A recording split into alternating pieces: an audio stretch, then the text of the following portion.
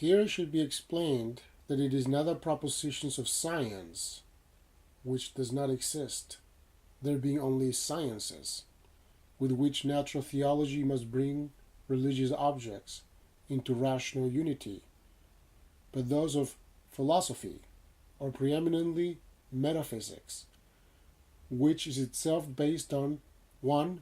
The manifest connection among the essential ideas of contingent world reality, and 2. The day-to-day findings of the positive sciences. Just as philosophy alone may mediate between theology and the sciences, direct communication being unthinkable without this mediation, the interval between secular knowledge and knowledge of things divine must be bridged by natural theology when the approach is from the religious side, or when it is from the philosophical by metaphysics, as philosophical knowledge of the real world basis. As such, metaphysics, the ontological eidetics of all data presented by both internal and external worlds, reveals the eternal logos, dynamically realized in this contingent world reality as the consummation of all essential qualities, structures, and interrelations. It thus furnishes a series of truths which, though found from this one casual world, are valid for any possible world. Hence also for that part of reality which transcends the possible bounds of our merely random and inductive experience. These truths, or the aptitude for learning them, are neither innate nor simply the expression of our mind's subjective functional laws, allegedly valid, Kant, for the objects of experience, because they are valid for the processes of experiencing them.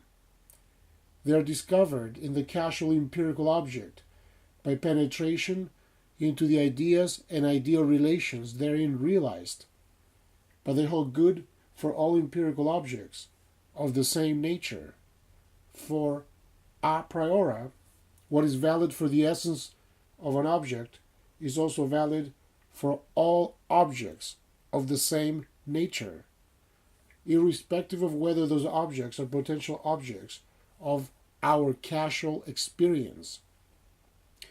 It is in the consummation of the substantive a priori, the sum and epitome of all ontic essences, both in themselves and as gathered up in a concrete world of essences, that metaphysics has its foundations.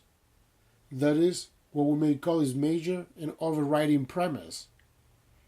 In contrast with the principles of formal logic, these propositions are collectively synthetic a priori truths, provided that by, quote, synthetic is not understood created by acts of synthesis, but beyond the bounds of all that follows from the principles of identity and contradiction. For they are based on seeing the self-evident quiddity of objects themselves, not on contingent perception and observation, which by nature is as inconclusive for a given object as direct insight is final and complete, quite apart from the fact that the latter, too, is naturally capable of delusion and may have varying degrees of adequacy. And so the metaphysician knows a priori and self-evidently that even in all parts of world reality, including the world bases, which have no direct or indirect causal connection with the vehicles of perception in our human psychophysical organism, the same essences are realized. The same rapports prevail.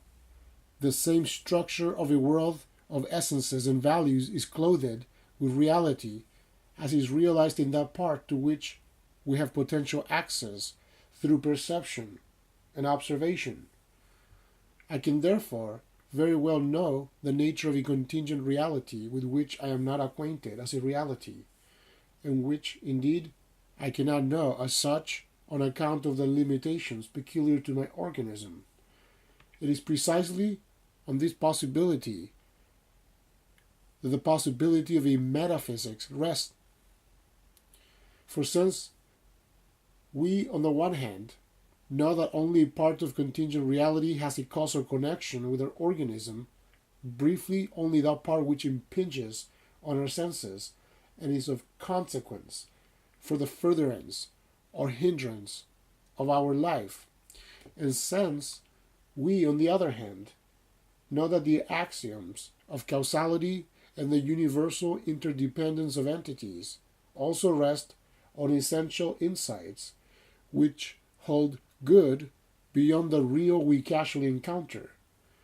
For everything sharing the real mode of existence, since we know this, we are fully entitled to construct a mental image of the real world in general and the basis of its existence, employing as major premise those insights and as minor whatever contingent realities are uncovered by positive science in its essentially endless progress. Yet we must be clear that such a metaphysic can never be more than hypothetical in character and communicate to merely probable knowledge. This is by reason not of the major, but of the minor premise. For this very reason, it can never be a substitute even for natural religion and the natural theology derived from it, not even in its ideal perfection. For it is of the nature of every religious conviction that he knows is content to be legitimately absolute, not relatively certain. For that reason, and that reason alone, faith and its gamble must take over in religion, where there is no direct sight of the religious object.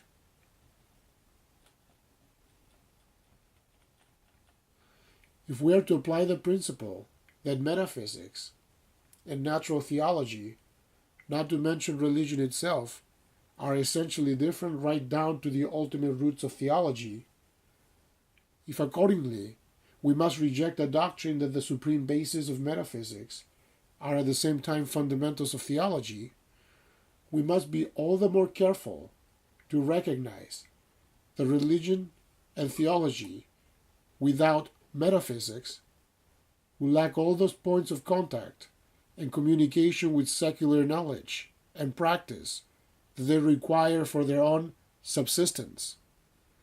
The mistaken and groundless skeptical bias against metaphysics, engendered by positivist sensual epistemology and that of Kant, which is only the former in another guise, has appeared to a whole school of Protestant theology without any deeper epistemological inquiry as the welcome means of setting up an irrationalism of faith by the supposed stabilization of an utter dualism of faith and knowledge.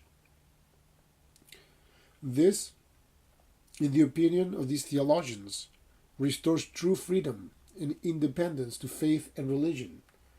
Thus, in particular, the Neo-Lutheran theology of Albert Richtel's school, not content with rejecting metaphysics as epistemologically impossible, here showing epigonic leanings to either sensualism or Kant, has dismissed it as a noxious parasite on religion. In their view, the renunciation of reason and rational knowledge, that, quote, whore reason, as Luther was wont to remark, clears the stage for judgments of faith concerning things of this world, bypassing as far as possible all experience of the world or of nature, ignoring the historical development of religion, culture, and civilization. These judgments are purported to focus on the isolated person of Christ. Here I shall refrain from speaking of the monstrous mendacity to which this division of spheres of influence has led.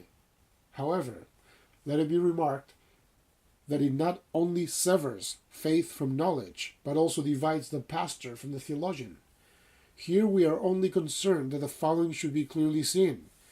It is a division which grievously shatters the personal fabric of spiritual unity and harmony in the mind of man.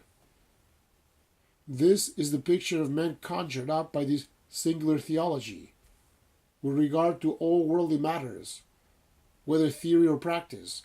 He is a crawling worm, pent in the confines of his organism and immediate environment, but suddenly, straight away, with the fiat of a judgment from faith, he is able to transport himself into the profundities of the Godhead. Now, that is impossible, senseless from the point of view of good taste, let alone logic. Unless a man already looks on the things of this world sub specie aeternitatis, with that Platonic love of the ideal and the absolutely real, which is the eternal motive of philosophy, and whose questing alone can open his mental eye to the logos realized in the world. He is too aphilosophical, too amusical, ever to possess the predisposition, the mental attitude, wherein the realm of religious objects can disclose itself to him. Even if metaphysics is not logically and objectively necessary to the foundation of religion, from the pedagogic standpoint, and quite apart from its internal theoretic legitimacy, it is not a contingent, but an essentially necessary preliminary of all religious knowledge and self-perfection. For Auguste Comte was quite wrong to teach that the aims and motivation of religious, metaphysical, and scientific cognition correspond to separate stages of historical development, or so-called ages.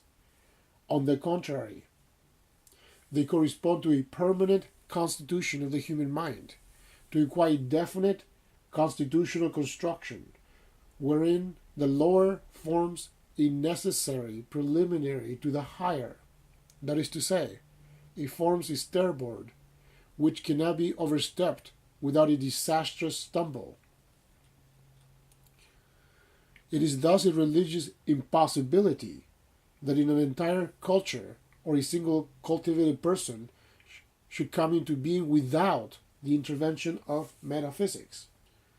Should the attempt be made to dispense with his assistance, the inevitable and frightful consequence is that individual sciences advance metaphysical pretensions, which results in bad, disunified, anarchic metaphysics. For the metaphysical incentive demands satisfaction as necessarily as that of faith, and just as the latter offers men the one choice between God and idols, the former will have him choose between a conscious metaphysic, with a view over the whole world, as an edifice of ideas and essences, and a semi or unconscious metaphysical hypostasization of some working concept in one of the many positive sciences.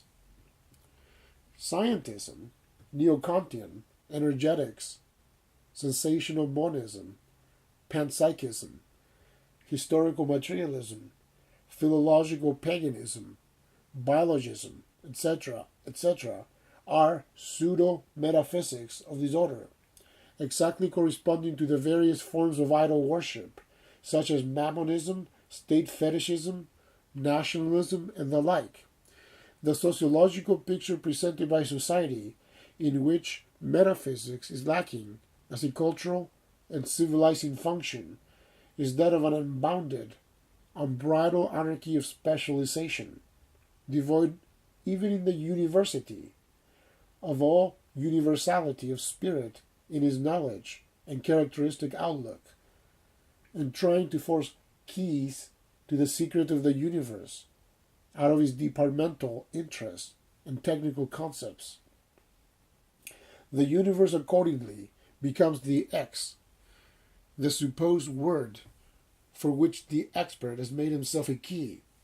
Thus, at bottom, it is turned and turned about life soul, energy, sensation, economics, etc., etc.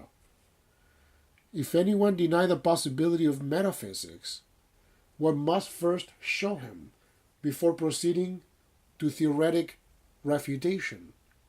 And here one may be confident of the outcome, that he already has metaphysics, that is, ideas, representations, judgments in his mind, which impinge on the metaphysical sphere of being, and that these judgments are merely bad and partial quasi-judgments.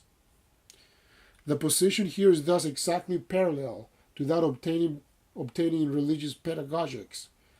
If anyone deny God, he must be shown, before God's existence is vindicated, that on the very evidence of his life history, he possesses at any given moment a good, something in which he in fact treats as if it were a God or a thing of divine nature. He must be brought to a full awareness of this object and made to see, by the way of disillusion, that it is an idol. As metaphysics introduces the possibility of replacing sociologically an assemblage of specializations with the unity of spiritual culture, it alone also provides the common intellectual platform, an atmosphere in which adherents of different positive religions and churches can confer together or with skeptics and try to win the other party over to their cause. Thus, it is no exaggeration to say that the indefatigable endeavor to create one church of God from our present multiplicity of positive religions and churches, an attempt prescribed by absolute dictates of reason and morality, is totally dependent on the existence and recognition of a metaphysic. If it is denied, an encapsulation of churches and other religious communities, a departmentalization which is contrary to moral and religious sense, to the principle of solidarity in salvation, to the commandment to love the salvation of one's brother, is inevitable. I have moreover shown from the example of the German nation that such a fragmentation gravely endangers the spiritual unity of aims and aspiration in a people or nation, leading to an anarchy of contending factions. In such a situation, no amount of cooperation for merely technical and utilitarian ends will restore unity. On the contrary, it but tends to increase the tension and danger. Finally, metaphysics is the necessary medium through which nations may come to understand one another in the world of knowledge. For as the deepest concentration of all pure theory, that is, now restricted technical knowledge, metaphysics is cosmopolitan in its sociological implications, not international like science, and expressive of national mentality in its psychological roots, not merely vaguely human like science. It is only in the interaction of metaphysical ideas, their fruition, mutual approfondissement, that the high converse of national temperaments is engaged and raveled out.